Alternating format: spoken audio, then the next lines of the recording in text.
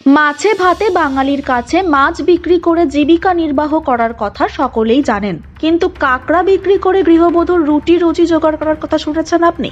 কে এই গৃহবধূ? জানুন গৃহবধূর আত্মনির্ভর হওয়ার কাহিনী।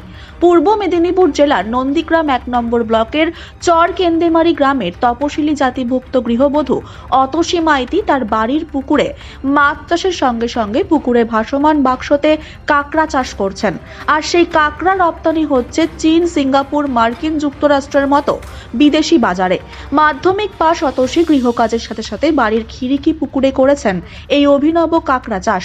কাদা কাঁকড়া চাষের আধুনিক লাভজনক পদ্ধতির নাম বক্স ক্রাব টেকনোলজি বা বাক্স পদ্ধতি। অতসী বলেন, বক্স ক্রাব টেকনোলজিতে কাঁকড়ার চাষ অত্যন্ত লাভজনক।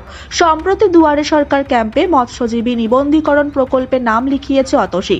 ব্লক মৎস্য দপ্তরের সাথে নিয়মিত যোগাযোগ রেখে চলেন। ব্লকের মৎস্য আধিকারিকরা সবসময় সহায়তা পান বলে জানান তিনি। কাঁকড়া চাষের রেজিস্ট্রেশনের ফর্ম আজকের হাতে পেলাম। আমি নিজস্ব পুকুরে কাঁকড়া চাষ এবং মাছের চাষ দুটোই করি এবং এই ফর্মটা পেয়ে দুয়ারি সরকারে জমা করে আমি খুব খুশি থাকি, আনন্দ পেয়েছি।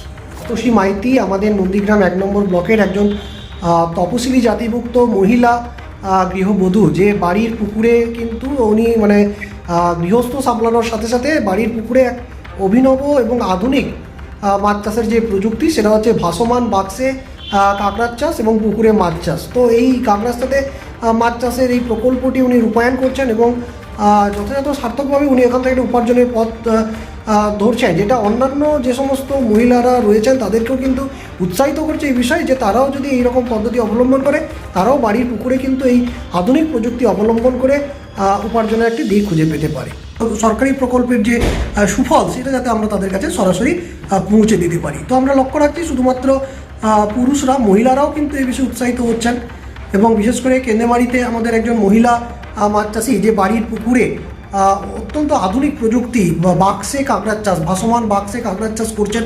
তো ওনাকেও আমরা এই গৃহবধূ, ওনাকে আমরা এই মৎস্যজীবী নিবন্ধীকরণের আওতায় আসার জন্য আহ্বান জানাই এবং উনি এবং ফর্ম আমাদের কাছে জমাও দিয়েছেন।